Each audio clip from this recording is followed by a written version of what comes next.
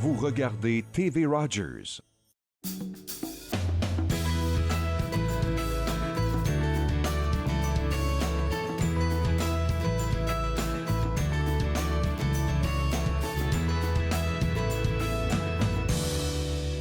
Bonjour et bienvenue à Entre nous, exclusivement sur les ondes de TV Rogers. Je suis Claude-Andrea Bonnier. Je me ferai un réel plaisir de passer la prochaine heure avec vous. On a une émission assez chargée. Oui, aujourd'hui, on va parler avec Yves Christian de CPA Canada. Et avec lui, on va partager des conseils pour la planification financière, surtout pour ce temps des fêtes. On va aussi parler avec notre enseignante spirituelle, Marie-Pierre Chaumont, qui est avec nous. Avec elle, on va apprendre à détecter l'autosabotage. Vous savez forcément de quoi je suis en train de parler. On va aussi parler avec notre physiothérapeute Arthur Coinco. On va soigner les blessures à la hanche. Et tout de suite, pour commencer, il y a toujours des affaires qui se passent au MIFO. Ça n'arrête pas avec vous, en fait, dans le fond. Puis là, on va parler d'une programmation qui s'en vient au Centre Séraphin Marion d'Orléans. Oui, exact. Donc, on vient tout juste de débuter nos inscriptions là, pour notre session d'hiver, donc de janvier à mars. Mm-hmm. Donc, on a une belle programmation présentée pour nos 50 ans et plus, mais également aussi pour les adultes de 18 ans et plus. Puis, je pense qu'il y a quelque chose qu'on devrait mentionner, là, c'est des activités que les gens dans le coin connaissent, mais il y a deux nouveautés pour la programmation d'hiver, je crois, la poterie, par façonnage, puis je sais même pas qu'est-ce que c'est.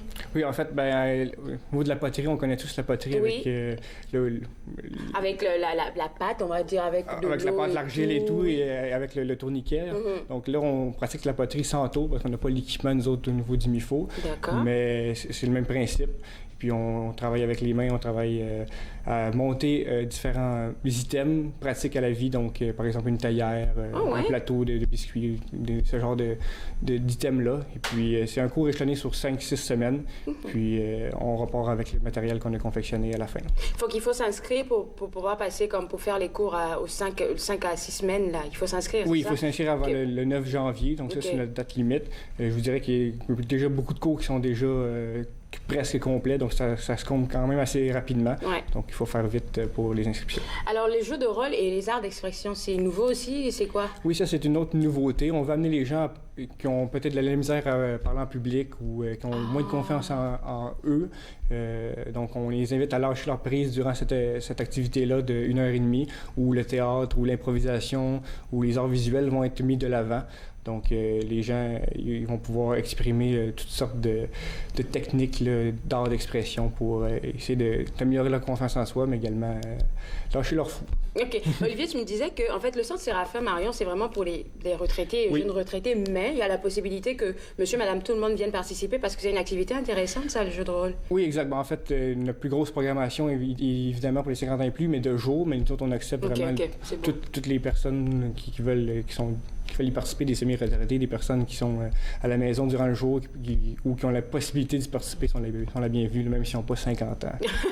C'est pas un prérequis. C'est pas un prérequis, OK. Donc ça, c'est les deux nouveautés, mais je vois ici dans le livret que tu m'as apporté qu'il y a tellement d'activités. Il y en a qui ont rapport avec le bien-être et la détente. Puis ça, c'est quoi? C'est de la méditation. Je pense que vous en faites depuis très longtemps. On a une très, très belle diversité, là, que ce soit les sports activités, le bien-être, la détente, la culture et du savoir. On a surtout nos cours les plus populaires, par exemple le Zumba. La danse, oui, j'ai vu ça. La danse en ligne, le yoga, le conditionnement physique, ça, c'est des cours qui sont très, très populaires. Sinon, on a également nos activités libre participation. Ça, c'est dans le fond des activités qu'on peut appeler de type drop-in. Donc, on vient quand on peut et on paye les frais sur place. Donc, il n'y a pas d'engagement là, dans cette circonstance-là. On s'inscrit sur une liste de participants puis on vient quand on peut. Quand on veut. Oui, c'est ça. Puis il y a aussi les pratiques de conversation en espagnol. Là, je trouve ça intéressant. On finit jamais d'apprendre. Hein? Oui. Apprendre une nouvelle langue, c'est toujours passionnant. Et puis ça, ce qui est ironique, c'est une très, très grosse demande du côté de nos 50 ans et plus. Oui, Gabriel m'en avait parlé. Je ne sais pas si c'est parce qu'ils vont tous dans le sud de l'hiver, mais on a au-dessus de 12 classes d'espagnol avec différents niveaux. Et puis ceux qui veulent pratiquer, en fond, leur espagnol hebdomadairement, mais il y a cette activité-là de drop-in qu'on accueille les participants. Donc, ça, c'est des activités on peut pas toutes les nommer, non. là. Ça nous prendrait, 1 heure pour faire ça. Mais je pense que si on va visiter le www.mifo.ca, il y a toutes les informations sur les activités qui s'en viennent. Mais il faut qu'on donne aux gens le goût de passer pour votre voyage. Parce qu'il y a il y a des voyages qui se préparent aussi de votre côté. Oui, on a toujours nos sorties et nos voyages une fois par mois. Et malheureusement, pour celle de janvier, elle est complète. On en avait parlé de se dépêcher. On s'en va voir la sortie Riverdance. Sinon, au mois de février, on s'en va au Théâtre de l'Île à Gatineau pour aller voir la pièce J'accuse. Et puis, il y a un souper au restaurant Naples qui accompagne le tout avant la pièce. Là, il en reste, dis-moi qu'il reste. Oui, il reste toujours des billets. C'est pour février, mais ça se remplit vite. Donc, on invite les gens à visiter le triple. Oui, je vous dirais que c'est déjà même rempli à 70 %. Donc, j'invite les gens à réserver leur place. Alors, merci Olivier. Je vais te laisser aller parce qu'avec tout ce que tu nous as présenté, là, je suppose que ça demande beaucoup de travail. Je vais te laisser aller et puis vous à la maison si vous êtes intéressés, surtout pour les sorties des tentes. C'est vraiment très intéressant. J'en ai entendu de très bons retours. Vous pouvez visiter le www.mifo.ca pour avoir plus d'informations et pourquoi pas vous inscrire à la sortie des tentes qui s'en vient. Après la pause, nous allons parler d'auto-sabotage. Vous regardez Entre nous, exclusivement sur les ondes de TV Rogers.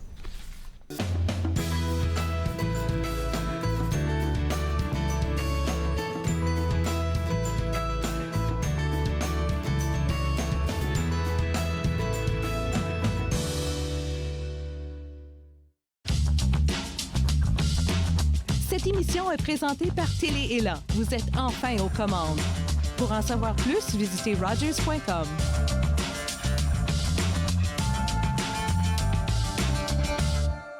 Donc, je m'appelle Mélanie Bégin et puis je fais un focus à TV Rogers.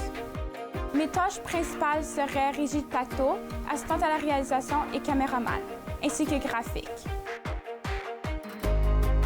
Donc, je trouve que tout le monde devrait passer à Rogers tant qu'à être invité ou bénévole, au moins d'essayer une fois parce que, en fait, tu apprends tellement de choses et des choses que tu ne croirais pas apprendre.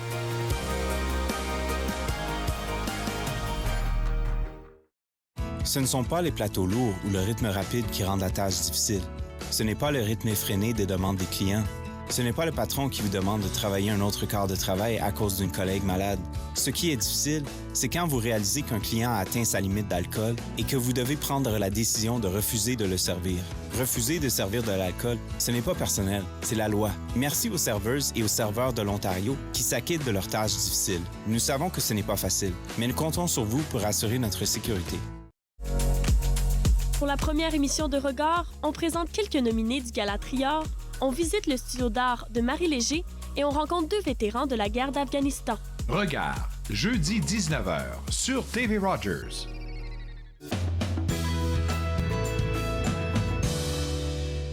De retour entre nous, exclusivement sur les ondes de TV Rogers, on va parler maintenant de l'auto-sabotage avec notre enseignante spirituelle Marie-Pierre Chaumont. Quand tu es là, on apprend beaucoup. Ah. On guérit beaucoup, je dirais, là, parce qu'on repart toujours avec « Oh, ouais, je pourrais utiliser certains outils qu'elle partage avec nous, là. » Et pourquoi tu penses que tu as décidé de parler de ça? Parce que c'est la fin de l'année, peut-être? Ben moi, c'est parce que je me sabotais. Okay. Oui, moi, je parle souvent de ce que je vis, parce que ça sert à quoi de parler de quelque chose qu'on vit pas, en fait? C'est tellement vrai, c'est tellement vrai. Hein. Oui. Puis ça, je pense que c'est le quotidien de, je dirais, plus de la moitié de la population sur la Terre, là. En fait, les gens connectent plus avec ce qu'on vit que si on a des grands enseignements qu'on n'a pas vécu nous-mêmes. C'est ça. Fait que moi, j'ai réalisé que je me sabotais dernièrement. Quand l'hiver arrive, là, je commence à manger du chocolat. Je commence à être reconnue pour la fille qui mange du chocolat quand il fait froid. Et je ne m'entraîne plus et je médite, mais moins. Donc, fait que là, j'ai réalisé la semaine dernière que j'étais en train de me saboter. OK. Et c'est pour ça que j'ai décidé d'en parler. Puis en parlant, les gens commencent aussi à dire « Hey, moi aussi. » Donc, puis comment toi, tu définirais l'auto-sabotage? C'est quand on sait qu'on peut être à notre plein potentiel, mais on pose des actions pour nous empêcher d'être dans notre plein potentiel. Ça va de soi. Donc, j'ai amené un livre pour en parler.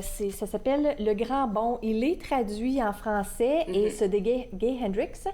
Et il parle de quelque chose de super intéressant dedans. Il parle de la zone d'excellence. En fait, il y a 3 zones. Il y a la zone de médiocrité, la zone d'excellence et la zone de génie. Donc, la zone d'excellence, c'est quand tu es bon à faire quelque chose, mais tu n'aimes pas ce que tu fais. Et la zone de génie, c'est quand tu es excellent pour faire quelque chose et tu adores ce que tu fais.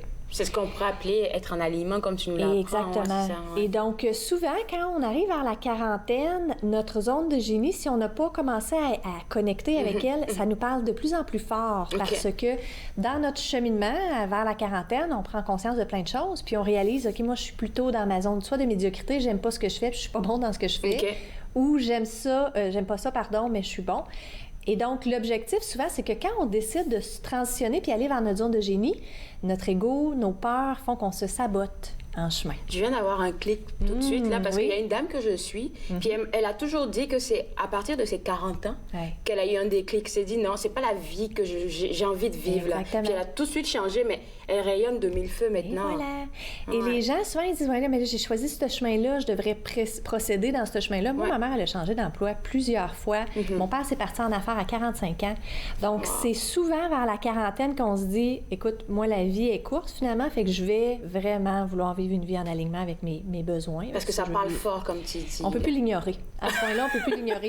Et là, en plus, avec l'énergie qui change, on ne pourra vraiment plus l'ignorer parce que tout arrive plus rapidement dans notre conscience. Fait que quand on essaye de fuir, on peut plus fuir, c'est plus possible. Il faut l'affronter, puis t'aimes pas cette expression que j'utilise, passer au travers, non, il faut vivre ça. Oui, c'est ça. Mais je comprends ce que tu veux dire. Le laisser aller ou traverser, c'est ça. Oui, OK, d'accord. Comment tu penses déjà qu'on arrive à détecter que, OK, on est en train de se saboter? Parce que je pense pas que quelqu'un qui veut bâtir une entreprise se dise, non, je vais pas le faire. Je pense que c'est un peu inconscient. C'est super inconscient, le sabotage. C'est super inconscient. En fait, moi, j'ai le pourquoi. On pourrait passer à travers le pourquoi pour que les gens comprennent. Je me sabote peut-être. Donc, la première, c'est on se sent imposteur. Pourquoi est-ce qu'on se sabote? Parce qu'on veut tous le succès. Mais il y a beaucoup de gens, dont moi, qui se sabotent. Fait que le sentiment d'imposteur, je me prends qui, moi, pour vouloir ça? Qui va vouloir acheter mon produit? Qui va vouloir que je les accompagne? Mais ça n'a pas besoin d'être juste en affaires. Ça peut être en général. Donc, le sentiment d'imposteur, souvent, quand on commence à connecter avec qui on est vraiment, notre ego ou notre humain, en fait, qui dit « Hey, attends une minute, là, non, moi, je suis plus confortable dans cette zone-là. » Donc, on pose des actions ou on ne pose pas certaines actions pour rester dans cette zone-là de confort. Donc, ça, c'est le premier. Moi, j'ai longtemps eu le sentiment d'imposteur. Des fois encore, je l'ai encore. Donc, ce que je faisais... Ça se passe même en amour. Hein. Je pense qu'on en avait parlé la dernière fois. Oui, c'est clair. C'est drôle parce qu'il y a quelqu'un qui me donnait un exemple cette semaine. Elle me disait, quelqu'un qui cherchait de trouver son âme sœur, l'amour de sa vie, mais il avait tellement peur de ne pas être à la hauteur, de ne pas le mériter, qu'il sabotait toutes ses relations. Donc, le sentiment d'imposteur est un des grands. La peur d'abandonner les autres. On prend tout sur... On a la responsabilité d'aider les autres. Et aussi, si on est dans le succès, qu'est-ce qui va arriver? On va aller dans d'autres niveaux. Et là, qu'est-ce qui va arriver avec les gens qu'on aime, notre entourage? Donc, moi, j'aime beaucoup l'idée de se poser la question, est-ce qu'on brise une règle quand on commence à avoir du succès? Est-ce que dans notre famille, on se valorise en se disant, oh, on sait bien, la vie, c'est difficile. Ah, on sait bien, nous autres, on peut pas être riches. Ah, nous, on sait bien. Est-ce qu'il y a une règle non exprimée qui dit qu'on ne peut pas atteindre un autre succès? C'est, comme tu dis, des patterns, c'est vraiment ancré en nous sans qu'on s'en rende compte. Et voilà, c'est des programmations. Et est-ce qu'il y a aussi les gens autour de nous, comment ils réagissent au succès quand on a du succès? Est-ce qu'ils nous encouragent ou ils nous font sentir qu'on fait quelque chose de mal? Parce que moi, quand j'ai commencé à avoir du succès, j'avais peur de laisser mon chum derrière parce qu'il y avait beaucoup de gens qui avaient besoin de mes services, donc j'étais moins présente. Donc, on a dû travailler mon sentiment d'avoir peur de l'abandonner et lui, sa peur d'être abandonné aussi. Donc, c'est souvent à deux niveaux, c'est pas juste nous. OK, je comprends mieux. Ensuite, le troisième, c'est... les gens pensent que le succès va amener plus de problèmes que de possibilités ou de choses positives. Puis je vais revenir à ce que tu disais tantôt, c'est souvent par rapport à l'atmosphère familiale. Qu'est-ce que, je veux dire... Ce qui a été implanté. Pour la programmation. Exactement. Donc, je pense, pour cet exemple-là, je pense à la finance. Quand on fait beaucoup d'argent, mais l'argent, ça amène des problèmes. Donc, le succès, ça l'amène d'être vu, d'être rejeté, d'être face au jugement. Donc, souvent, on a peur que si on va dans le succès, ça va être plus de problèmes que d'autres choses. Donc, on reste dans notre zone de confort où est-ce qu'on est. Pour ne pas attirer le regard sur nous. Oui, ou pas attirer des défis qu'on pense pas qu'on va être capable d'accueillir. La peur de trop briller. Et ça, c'est un de mes gros. Est-ce que ça en est un? Oh oui. En fait, c'est ça arrive, il faut le dire. Là, souvent, on pense à de grandes choses. Puis je te dis, ouf. est-ce que je pourrais supporter ça? Mes épaules sont assez fortes pour supporter ça. Et puis, On le mixe avec le sentiment d'imposteur, la peur de trop briller. Parce que, premièrement, je me prends pour qui, moi? Et si je brille trop, on se sent... Est-ce que je vais perdre mes amis? Oui, comment on va me juger et tout? Ouais. Et souvent, on a peur de notre lumière. On a peur de notre lumière parce qu'elle dérange. Souvent, les gens se sentent activés dans notre lumière parce qu'eux-mêmes travaillent des parts d'ombre quand nous, on brille. Donc, la peur de briller est un des très grands aussi. OK. Toi, est-ce que tu en as là-dedans qui te parle? Ah oui, je pense la peur de briller. Puis l'affaire avec les finances, là, je pense que c'est une programmation que je suis en train de travailler actuellement. Oui. Là. Oui. Donc, est-ce que tu veux qu'on parle tout de suite de comment on se sabote? Est-ce qu'on a assez de temps? Non, on va parler de ça après la pause. Oui, je pense que c'est mieux comme ça. Comme ça, je vous garde avec moi parce que quand on revient, en plus de continuer de parler de l'autosabotage, on va avoir des astuces pour pouvoir passer au travers. Oui, hein? Regardez Entre nous exclusivement sur les ondes de TV Rogers.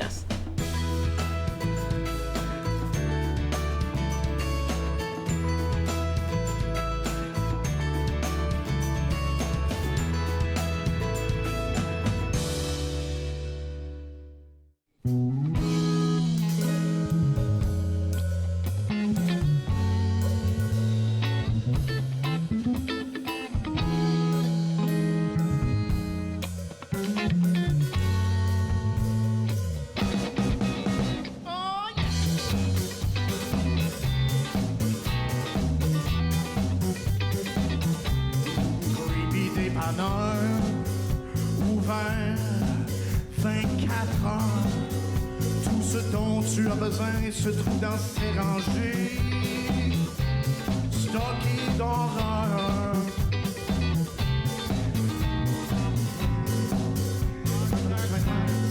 Mais torse nu, à côté sur le comptoir où tout le monde veut voir la vente d'accessoires pour substances défendues. Yeah! C'est vrai? Creepy, creepy, creepy, dépanneur. Killing.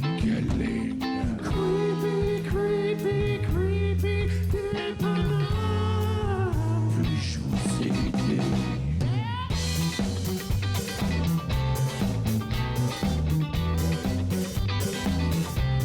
Usagers de biker.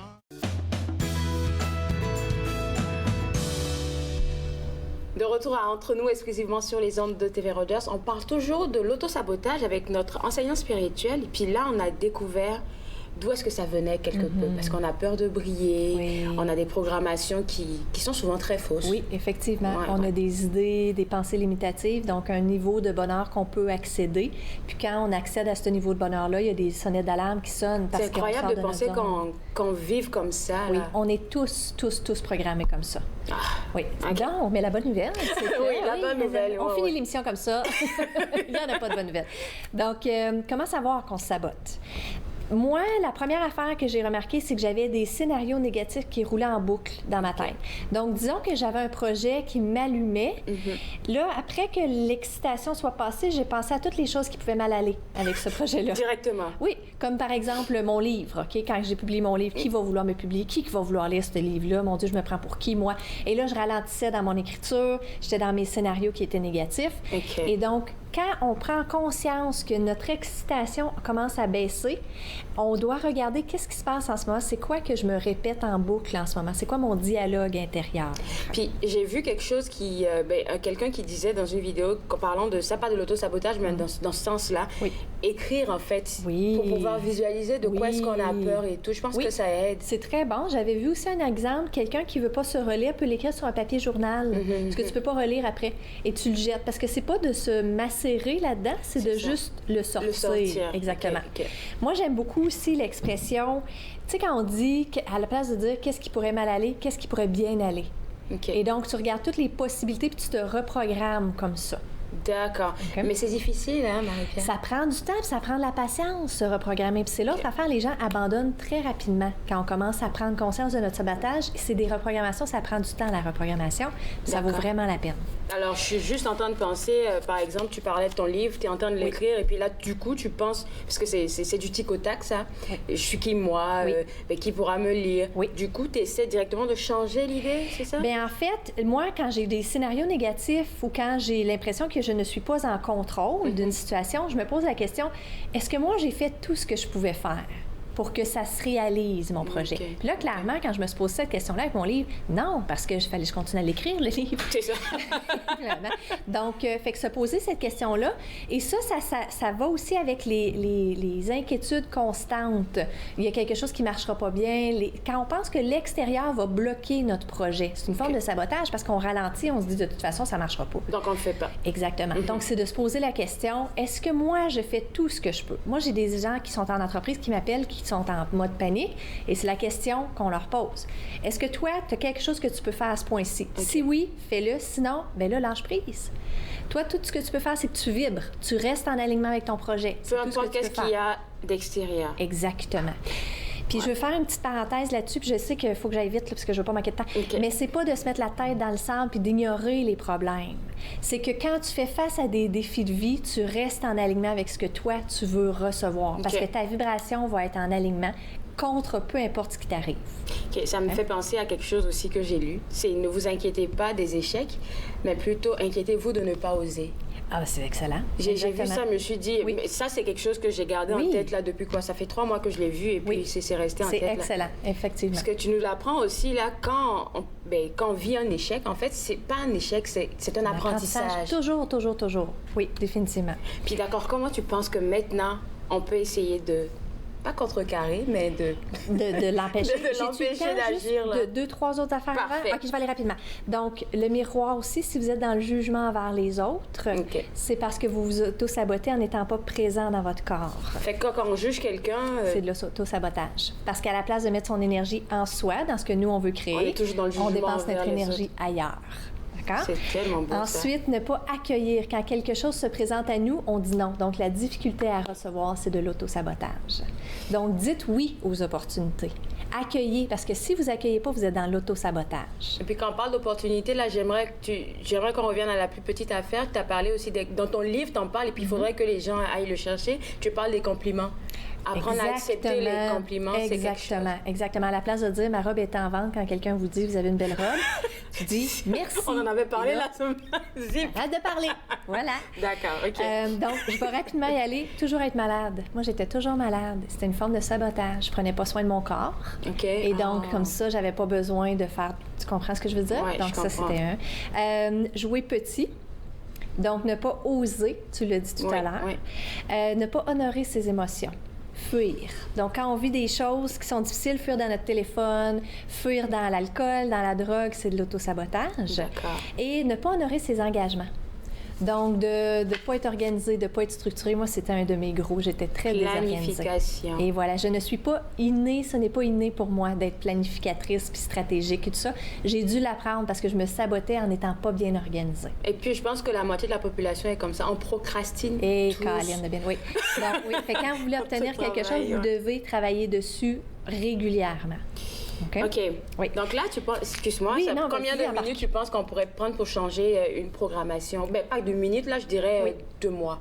Ah, 2 mois. C'est difficile à dire parce que ça dépend de votre persévérance. Donc, si vous arrêtez tout de suite vos pensées qui sont dans le sabotage, bien, ça va beaucoup plus vite. OK. Donc, on peut en parler, comment y remédier. Parfait. On va parler de ça. Comment y remédier à l'autosabotage? Oui, c'est ça. Donc, la première chose, c'est la pleine conscience. C'est de prendre conscience qu'on se sabote. Fait que comment on fait ça?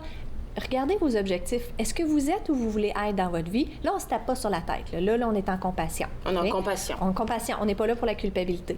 Mais on se regarde objectivement et on dit, OK, clairement, il y a des choses que je ne fais pas en ce moment pour accéder à ce que je veux comme vie. Parfait. Fait que c'est la pleine conscience. Et s'observer. Quand on fuit, quand on refuse des opportunités, donc c'est d'être très présent. OK. Ensuite, les reprogrammations, la technique de libération émotionnelle. OK. Donc, j'ai Ça parlé répond avec à ma les question. points. Oui, c'est ça. Moi, j'ai besoin de la faire 1 ou 2 fois.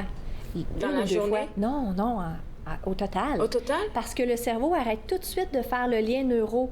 Et donc, ce qui arrive, c'est que tout de suite, le lien est terminé. Fait que quand je revis des situations, là, je refais. Oui, là, je le refais. Des fois, ça revient 1 mois ou 2 mois plus tard, mais des fois, ça ne revient pas. OK. Oui. Mais ça fonctionne, ça, alors? Ça marche tellement bien. C'est extraordinaire. J'en parlerai à une des émissions, si tu veux. Parfait. La compassion envers soi-même. C'est très important. Oui, le focus, donc bien structurer ces choses. Il nous restait 30 secondes. J'ai presque fini. Et y aller sans urgence. Donc, la persévérance sans urgence. Okay. Vous avez été programmé depuis votre naissance. Permettez-vous donc de vous reprogrammer en douceur sans que ce soit dans l'urgence ou dans le manque de compassion. Et pour ça, pour finir, il faut vraiment s'observer et, comme tu dis, ne pas se taper sur la tête. Exactement. On est en plein apprentissage. Exactement. Merci beaucoup, Merci à Marie-Pierre. toi. Puis je te souhaite d'excellentes fêtes. Merci, plein de bonheur. Aussi, oui. Et puis, les gens à la maison, c'est un beau cadeau que vous pouvez offrir à quelqu'un de votre famille. Là, ça va beaucoup l'aider, le livre de Marie-Pierre. Vous pouvez l'avoir au www.mariepierrechaumont.com. On parle après la pause de planification financière. Vous regardez Entre nous, exclusivement sur les ondes de TV Rogers.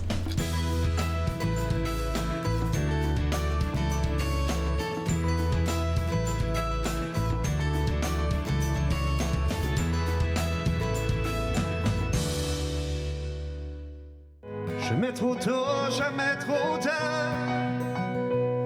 Tu es toujours de circonstance. Comme un train qui quitte la gare pour les prairies de ton enfance. Quand le soleil dit bonjour, que la nuit rencontre le jour.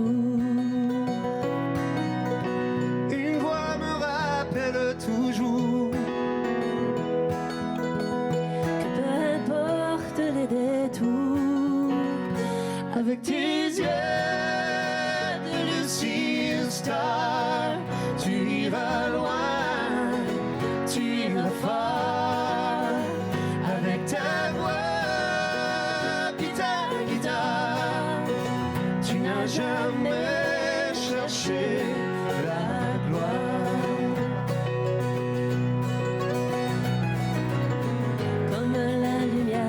Un phare qui vient traverser la nuit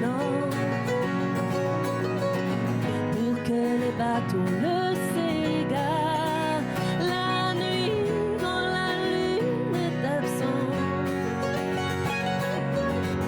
Jamais trop tôt, jamais trop tard. De retour Entre nous, exclusivement sur les ondes de TV Rogers. On va parler maintenant du budget et surtout pour le budget pendant ce moment des fêtes là, parce que avec un représentant des comptables agréés du Canada, vous avez fait un sondage en fait qui donne des chiffres assez troublants. Apparemment là, nous les Canadiens, on se prépare pas et puis on se jette comme ça dans le temps des fêtes là. Bonjour Andrea, c'est un plaisir pour moi d'être avec vous ce matin. Et c'est un plaisir pour moi d'être entre nous ce matin pour parler de budget et pour parler aussi des dépenses pour la période des fêtes. Effectivement, CPA Canada, comptable professionnel agréé du Canada, a commandité un sondage là où on révèle certaines habitudes de consommation des Canadiens, surtout pour la période des fêtes et pour la période des fêtes cette année. Oui, je dirais pas alarmant, mais c'est quand même assez intéressant. Mais là, j'étais comme choquée de voir que, oui, et puis je me suis sentie concernée parce qu'on ne planifie pas, c'est le temps des fêtes, là, on veut tout faire en même temps. Exactement. Donc, le sondage révèle que quand même 48%, près de la moitié des gens, n'ont pas de budget. Donc, 48% ont un budget et 42% n'ont pas vraiment préparé de budget pour la période de fête. Mais cela reflète aussi la tendance des Canadiens parce que j'enseigne un atelier qu'on appelle en littératie financière pour CPA Canada où on relève que, les études relèvent que 60% seulement des Canadiens ont un budget annuel, dont 72% de ces 60% ne respectent pas le budget. Donc, on comprend comment, pour la période des fêtes, il y a seulement qu'à peu près de la moitié qui se prépare, qui fait un budget pour la période des fêtes. On dit qu'avoir un budget, c'est santé. C'est ce que beaucoup de personnes disent. On le prône, on l'entend dire. Mais c'est comme vous l'avez mentionné, c'est tellement difficile de le mettre en pratique. Et puis, malheureusement, les institutions financières, même à l'école, c'est pas des choses qu'on apprend. Oui. C'est pas c'est difficile, mais c'est pas impossible. Oui, ça c'est vrai, c'est pas impossible. De le faire en pratique, c'est beau de le dire, mais effectivement, on n'arrive pas à le faire parce que c'est pas seulement le dire, ce ne sont pas seulement de mettre les chiffres sur papier, c'est aussi un exercice mental. Il faut s'y préparer et dire, je veux le faire et je vais le faire et tu le commences dès aujourd'hui. Avant de parler du budget pour le temps des fêtes, là, c'est parce que ça s'en vient dans quelques jours. Là. Je sais que les gens commencent à prendre des congés, on se prépare à acheter des cadeaux. Je veux juste qu'on revienne sur le budget en tant que tel. Parce que c'est un budget, oui, on parle pour le temps des fêtes, mais ce budget, c'est quelque chose qui doit forcément nous accompagner tout au long de notre vie. Comment on devrait s'organiser, comme vous avez dit, là, prendre la décision de passer à l'action? Comment on devrait s'organiser pour faire ça, pour établir un budget? Merci pour cette question.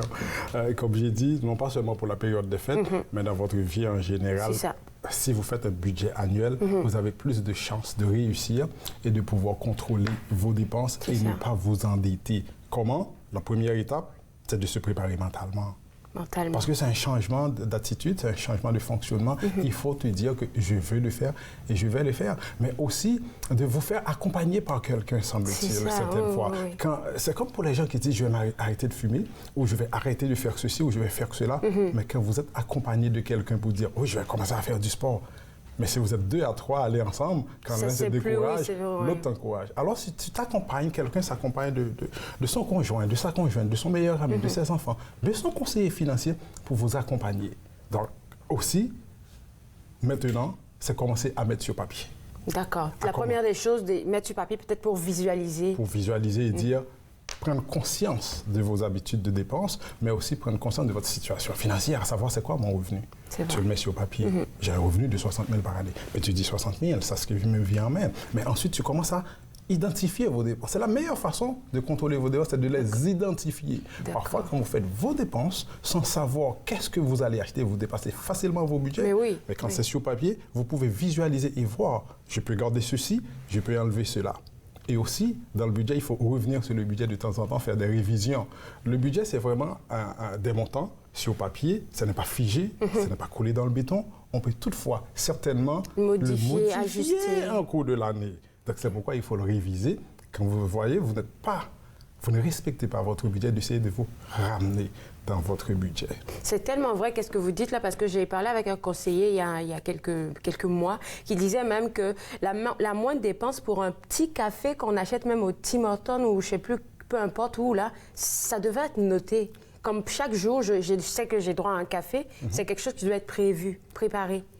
Je vous dis, je ne dis pas aux gens d'être radins, mais cependant, je vous dis, si on a pour quelqu'un, on a regardé, on a fait une autre étude sur les habitudes de dépenses des gens. Comme je dis, j'enseigne un cours qu'on appelle en littératie financière, le programme de littératie financière, où on parle de budget aux gens vraiment de beaucoup plus en profondeur. Si on prend par exemple, on dépense 5 $ par jour en café. Pour 200 jours de travail, ça vous fait 1 000 $. 1 000 $ dans l'année. Maintenant, il faut vous demander, c'est vrai, j'aime mon café le matin, mais avec le plaisir que me procure le café, est-ce que ça vaut 1 000 $ par année? En même temps qu'on dit faire un budget, faire des planifications, si vous planifiez de prendre de petites vacances, mais à 1 000 $ et que vous savez, vous pouvez prendre une vacance dans le sud à 1 000 $ tout inclus, et même vous avez de l'argent pour aller acheter des cadeaux. Alors juste un petit changement d'habitude, de dire 5 $ par jour, je le mets de côté, je ne le dépense pas, alors tu vas toujours prendre ton café, on va y arriver, mais de dire comment je vais mettre cet argent de côté, ça me fait 1 000 $, et puis au cours de l'année, voyez-vous, vous avez déjà mis de l'argent, un pierre de coup, vous avez déjà mis de l'argent de côté pour votre vacances, où vous n'allez pas pouvoir sortir la carte de crédit. Ah, la fameuse carte de crédit. Voyez-vous comment vous pouvez le réussir? D'accord. Là, vous avez, dans votre analyse que vous avez faite, vous avez sorti 4 points qu'on devrait essayer, parce que c'est une nouvelle habitude. Là, on devrait essayer de fonctionner avec. Là, on parle de dresser un budget. Là, on en a parlé, dresser un budget pour toute l'année, mais aussi pour le temps des fêtes. Bon, décidément, on va forcément prendre des cadeaux. On prépare les cadeaux pour toute la famille. Que ce soit, surtout qu'il y a beaucoup de familles recomposées, là, on s'entend. Fait qu'il faut faire une liste et puis se préparer comme depuis le début de l'année. C'est ça que j'ai vu. Et puis, je trouvais ça intéressant. Oui, on dit, faites vos préparations et vos épargnes pour la période des fêtes. Depuis le début de l'année. Commencez à mettre l'argent de côté. Dites-vous que d'habitude, je donne X en montant de cadeaux. Je prévois de donner X en montant de cadeaux. Alors, j'aurai besoin d'économiser X par semaine ou aux 2 semaines pour faire les cadeaux. Donc, c'est une première partie. Donc, ça vous encourage aussi à faire votre budget, qui est la deuxième partie. Mais aussi, ça fait de vos recherches. Parce que les cadeaux de fête, il faut éviter les dépenses et les achats compulsifs. Parce que surtout les gens de dernière minute, là. Dernière minute, il n'y a rien qui dit un cadeau des fêtes que vous allez donner en décembre, le 24 décembre, vous ne pouvez pas l'acheter en septembre. Oui, ça fait du sens. Mais surveillez les aubaines, les bonnes affaires. Ouais. Donc, est-ce que vous savez qu'une grande majorité des Canadiens, soit à peu près 36%, ont pris avantage de magasiner pour le Black Friday, ce qu'on appelle le vendredi noir. Il y a 36% qui ont pris avantage en ligne et 28% qui ont pris avantage en magasin. Et il y en a qui ont pris avantage dans le Cyber Monday. Wow. Mais il faut surveiller les bonnes affaires. Il faut que ce soit vraiment de bonnes affaires. C'est pourquoi il n'y a pas de meilleur que ça. Les avertis savent qu'il faut faire des recherches, premièrement. Mais deuxièmement aussi... C'est pas pour être radin, c'est pour juste comme prévoir notre budget, comme bien se préparer. Faire votre recherche et chercher les bonnes affaires. Parce que des ventes, il y en a, mais il faut les chercher, il faut les trouver, il faut faire une comparaison de prix entre magasins qui donnent le meilleur prix, mais aussi il faut aller faire matcher les prix aussi. Il y a des magasins qui le font. Pourquoi pas? Je n'ai pas dit d'être radin encore, mais c'est de vous assurer, vous faites vos recherches et vous faites les bonnes choses pour économiser pour la période des fêtes. Mais aussi, on a le Père Noël en nous, hein, certaines fois. Ah oui. C'est la troisième des choses. On dit... Il va nous rester peu de temps et puis c'est ce point-là que je voulais qu'on évoque, là, parce que je suis comme ça, là. Je fais plaisir à tout le monde en même temps. On a le Père Noël en nous, on veut faire plaisir, on veut donner des cadeaux, mais ça ne dérange pas non plus qu'on donne un cadeau qu'on a déjà non plus. Hein. Ça ne dérange pas non plus qu'on donne un cadeau fait maison. Ça ne dérange pas non plus. Il y a 26% des gens qui prévoient donner un cadeau fait maison. Il y a 13% des gens qui prévoient donner un cadeau qu'ils avaient déjà. Ça fait plus de sens que ce qu'on achète, en fait. Mais vous savez ce qui est intéressant? 13% aussi des gens pensent donner un cadeau qui est quoi? Une promesse de faire quelque chose pour quelqu'un. Ah. Je vais vous donner un exemple. Si je suis bon cuisinier et j'ai dit je vais préparer un petit délice pour mon ami aujourd'hui, puis je l'appelle un bon petit délice de pâtisserie, la personne va être tellement contente. Ce que je vais vous demander, là, c'est de revenir à l'émission pour qu'on en parle plus parce qu'il nous manque de temps. Oui. Donc, moi, merci encore. Je vais demander au monde de visiter pour avoir toutes les informations qu'on a partagées, le www.cpacanada.ca pour avoir plus de renseignements sur comment prévoir votre budget pour le temps des fêtes. On se voit juste après la pause. Vous regardez Entre nous, exclusivement sur les ondes de TV Rogers.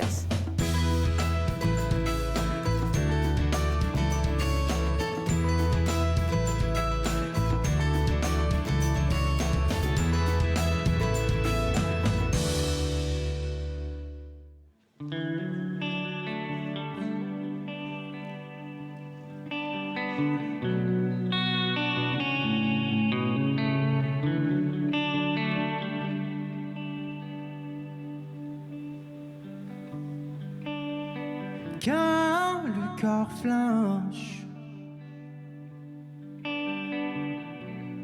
quand les nuits n'arrangent plus rien,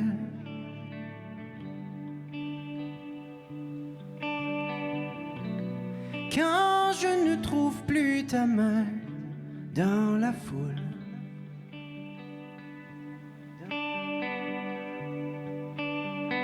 quand les erreurs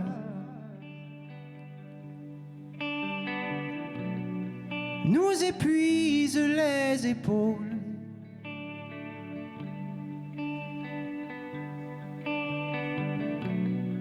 quand l'élan ne propulse plus le mouvement,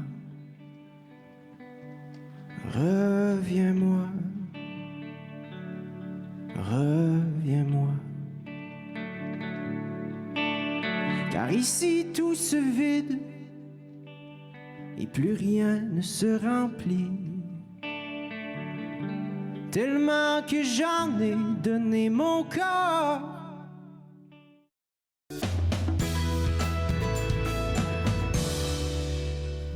De retour Entre nous, exclusivement sur les ondes de TV Rogers. On parle maintenant des blessures à la hanche avec notre physiothérapeute Arthur Coinco.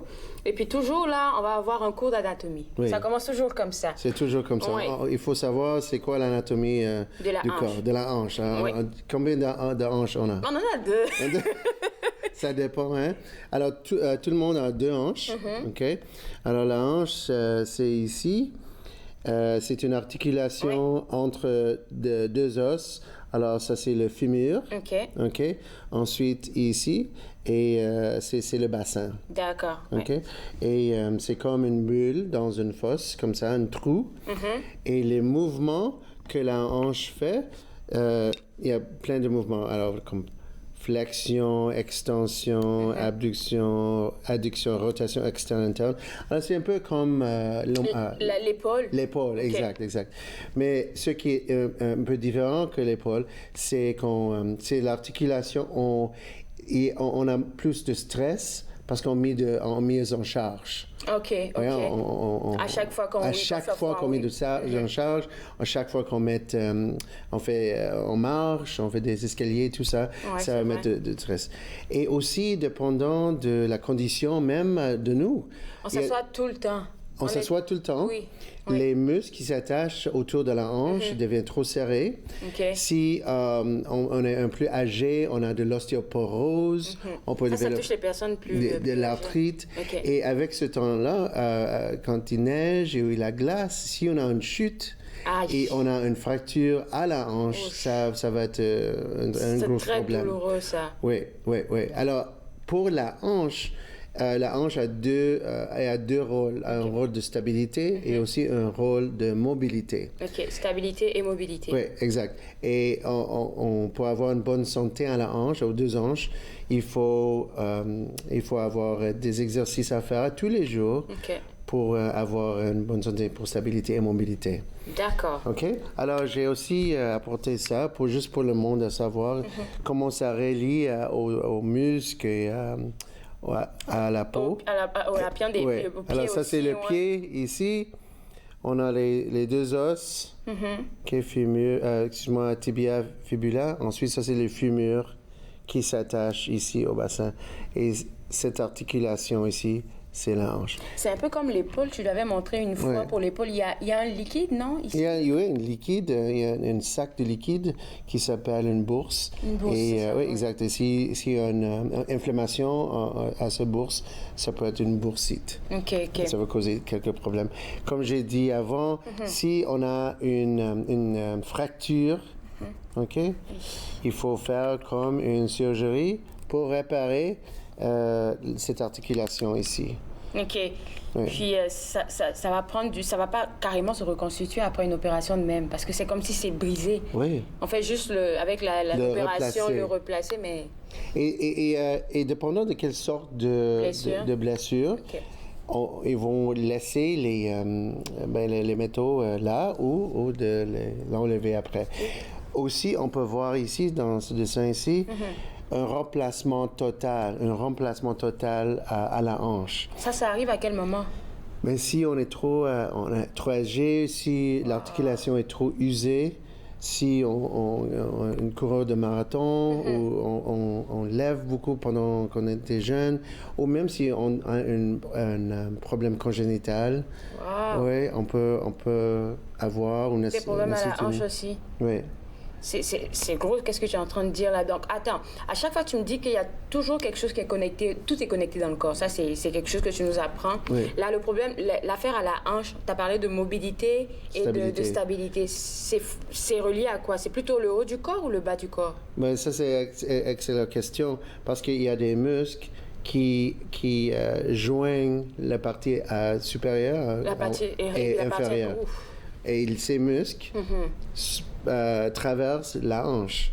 Alors, c'est une région très importante. Alors, si on regarde en haut, on a le bas du dos.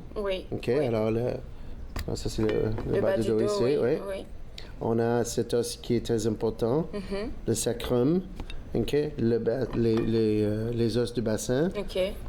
Et qu'est-ce qu'il y a en bas? On a les deux jambes. Le mouvement, la locomotion.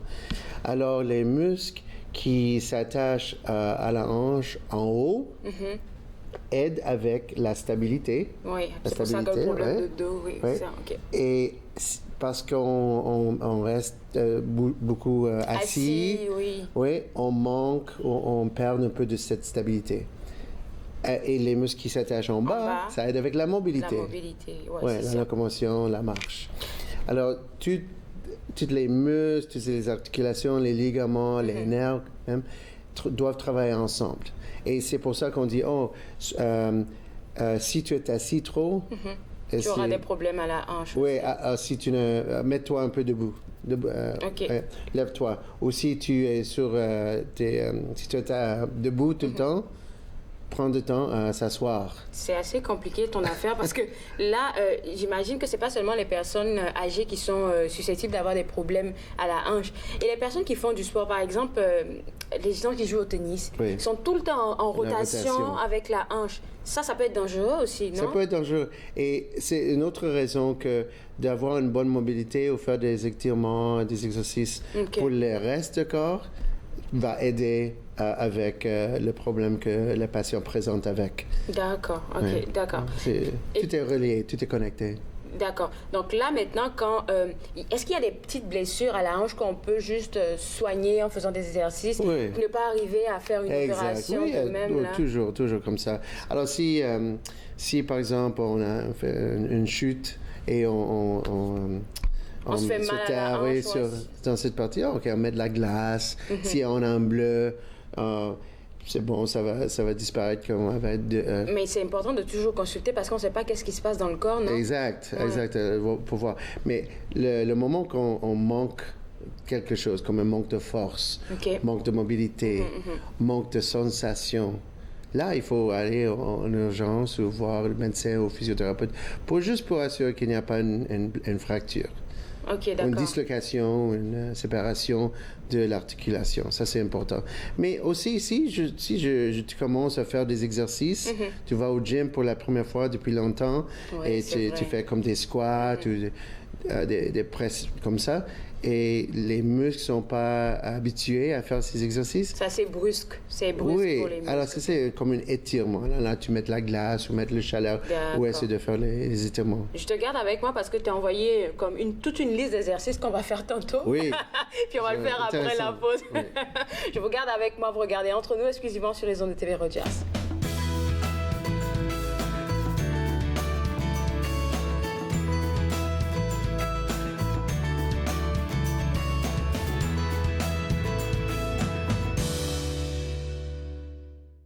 Je suis vagabond sous les rayons et sache que tu peux partir si ça te plaît. Tu peux partir, vagabond. Fais le tour du monde et toi aussi. Tu peux partir si ça te plaît. Tu peux partir.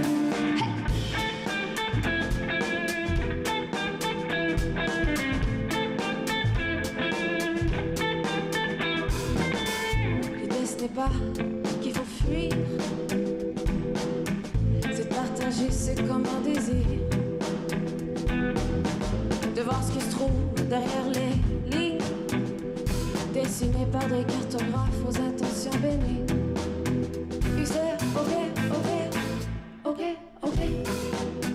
Il sait, ok.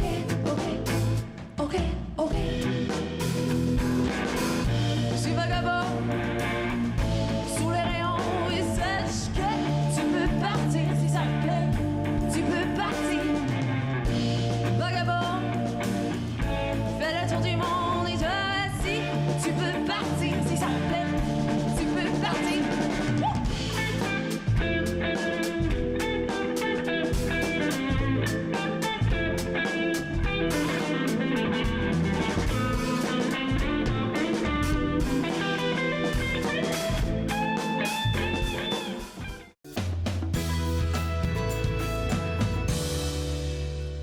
De retour à Entre nous exclusivement sur les ondes de TV Rogers. On va faire maintenant des exercices avec notre physiothérapeute Arthur Coinco pour les blessures à la hanche.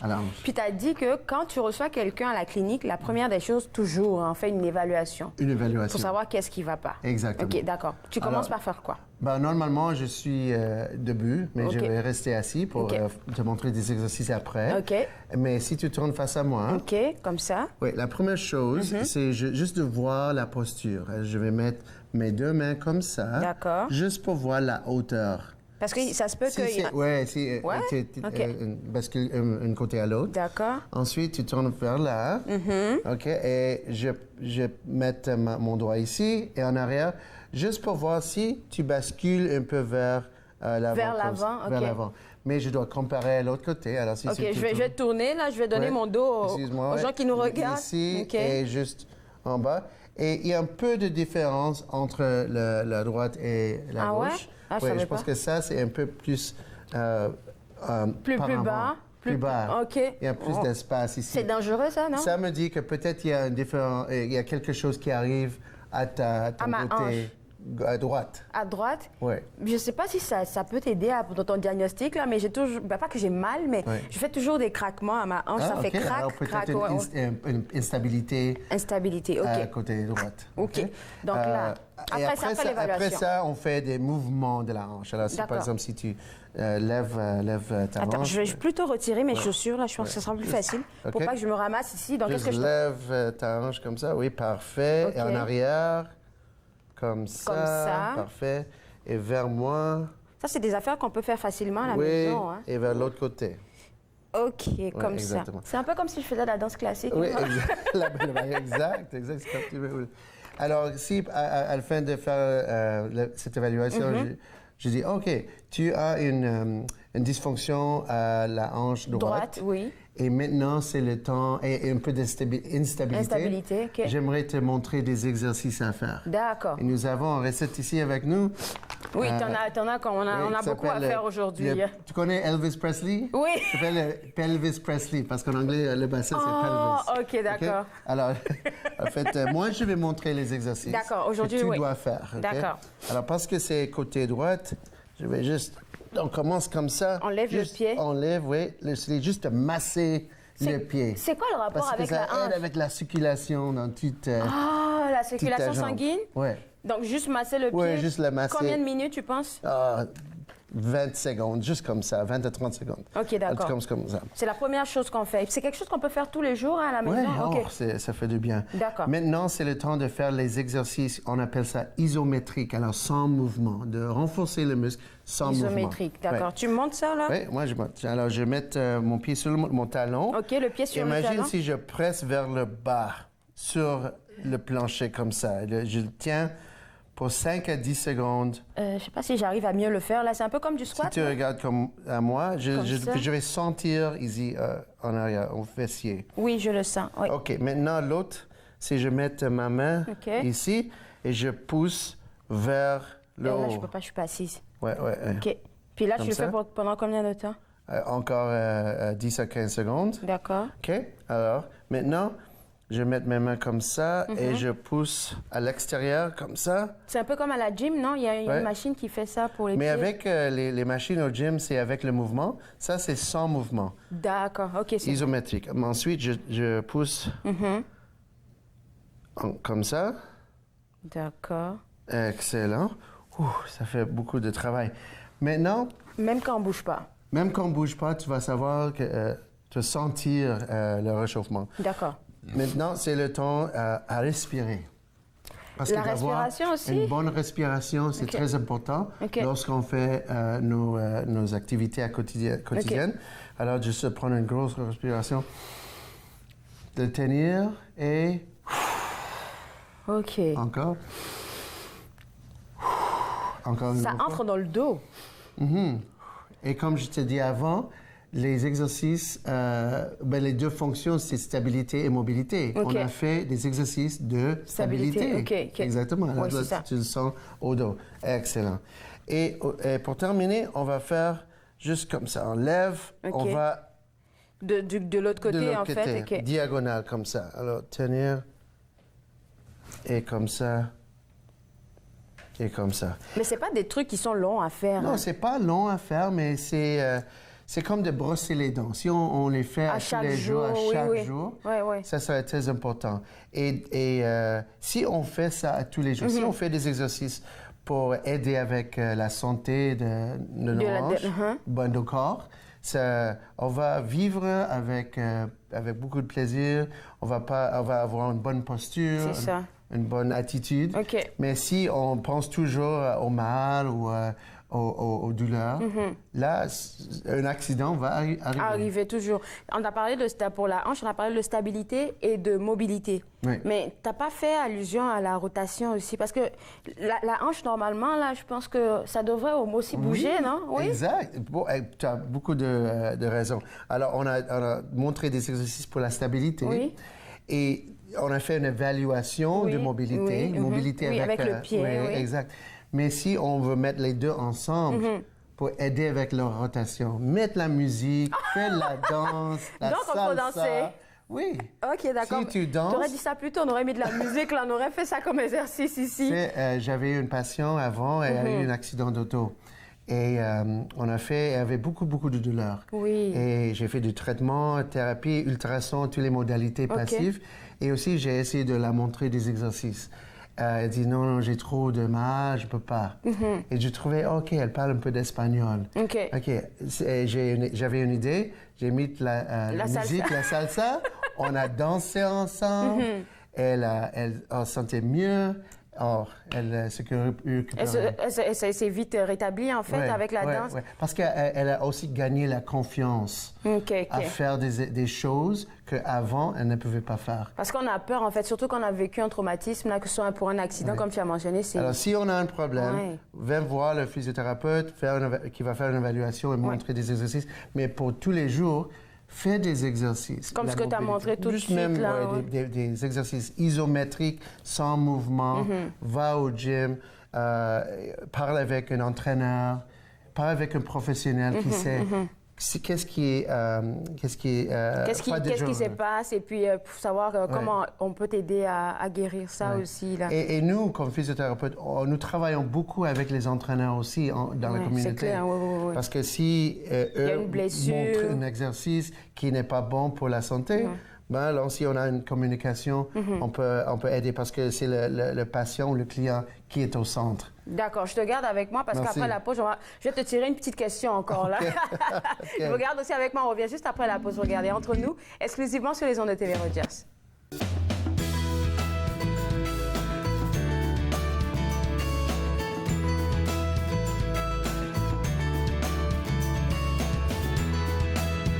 D'un océan à l'autre, partout au Canada, il se passe quelque chose d'extraordinaire. C'est le temps d'exprimer votre soutien, le temps d'en parler, le temps d'affirmer votre engagement à l'égard de la conduite sobre et sécuritaire. Faites comme des milliers de Canadiens et fixez un ruban rouge à un objet ou à une personne qui vous est chère. Et prenez le temps d'avoir une vraie conversation sur la conduite avec faculté affaiblie. Opération Ruban Rouge de MAD Canada. Fixez-le, portez-le, montrez-le, partagez-le, vivez-le. Visitez le site mad.ca. À la prochaine émission, je rencontre l'athlète olympique Sékou Kaba. Il nous parle de son parcours olympique, de ses TED Talks et bien d'autres choses. Alors, suivez-moi. Suivez-moi, jeudi 20h, sur TV Rogers. Êtes-vous préoccupé par la quantité d'alcool consommée par une autre personne? Vous sentez-vous habituellement fâché, confus, déprimé ou mal aimé? Pensez-vous que si la personne qui boit vous aimait, elle cesserait de boire? Si vous avez répondu oui à une de ces questions, vous n'êtes pas seul. Toutes les personnes qui se sentent emprisonnées par l'alcool ne sont pas des alcooliques. Les familles et les amis souffrent aussi. Alanon ou Alatine peut vous aider. 1-888-4-ALANON ou visitez alanon.org. À la prochaine émission de Lumière et d'aide, je rencontre Marie-Lune Fortin, qui est guérisseur. Elle nous parlera de sa propre expérience vers le chemin de la guérison. De lumière et d'être, jeudi 20h30, sur TV Rogers. De retour entre nous exclusivement sur les ondes de TV Rogers. Arthur, je lui demandais tantôt, là, est-ce qu'il y a d'autres symptômes qu'on pouvait essayer de détecter un peu? Oui. Alors, si tu sens de picotement, engourdissement, de douleur qui passe tout le long de la jambe, ça peut-être les symptômes sont à la hanche, mais ou la cause, ça peut être quelque chose d'autre, comme le dos ou quoi. Alors, c'est très important de voir un spécialiste. Un spécialiste comme toi, pourquoi tu étais là avec nous? C'est où déjà ta clinique? Elle est située où? À Merivale. OK, c'est quoi l'adresse? J'ai pas l'adresse. De Woodfield. OK, parfait. Alors, donc Prophysiotherapy.com, Merivale. C'est ça. Donc, c'est bon, merci beaucoup. Donc, si vous voulez avoir plus d'informations, c'est www.physiothérapie.com. Vous allez voir notre physiothérapeute Arthur Kwanko. Puis il se fera le plaisir là, de vous avoir chez lui et puis vous donner de bons conseils. Moi, je me suis fait le plaisir de passer 7 heures avec vous. J'ai une longue liste ici parce que demain encore, notre émission sera chargée. On va parler d'une soirée hommage aux artistes issus de l'immigration. On va aussi découvrir un ouvrage qui s'appelle « Mordre jusqu'au sang dans le rouge à lèvres ». On va discuter avec des représentants de la FESFO de tous les enjeux en rapport avec la résistance franco-ontarienne et bien plus encore. On se voit demain à l'émission. Au revoir.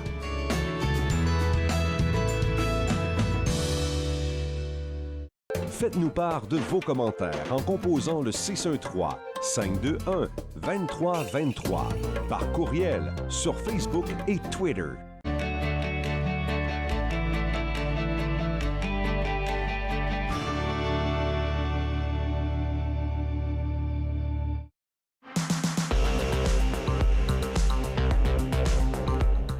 Prochaine émission de Passeport 1225, j'aurai le plaisir de recevoir Madame André Lasselle, poétesse franco-ontarienne aux multiples prix, qui va nous présenter Recueil de la résistance, écrit avec plusieurs autres poètes. Dans un autre temps, on va découvrir 4 reportages des étudiants en journalisme à la Cité collégiale, dont un, le karaté dans le sang et l'homme invisible. Restez connectés.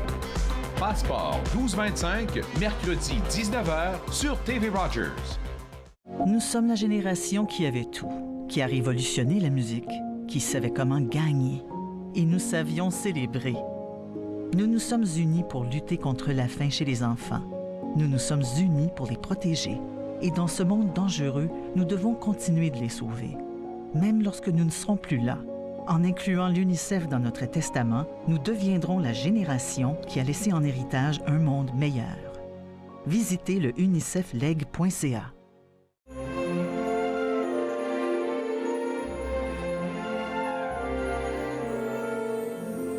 Vous regardez TV Rogers.